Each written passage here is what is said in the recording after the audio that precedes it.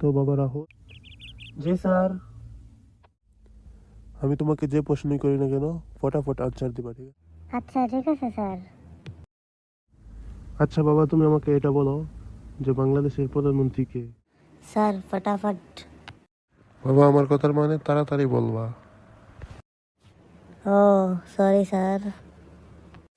তাহলে এখন বলো বাংলাদেশের প্রধানমন্ত্রী কে? স্যার তাড়াতাড়ি। আবার উল্টাপাল্টা বলিস। স্যার এত চিল্লামের কিছু নাই, আপনার যদি এত বেশি বুদ্ধি থাকে তাহলে আমি একটা প্রশ্ন করি, ওটার উত্তর দেন। আচ্ছা ঠিক আছে, প্রশ্ন কর, কি প্রশ্ন করবি?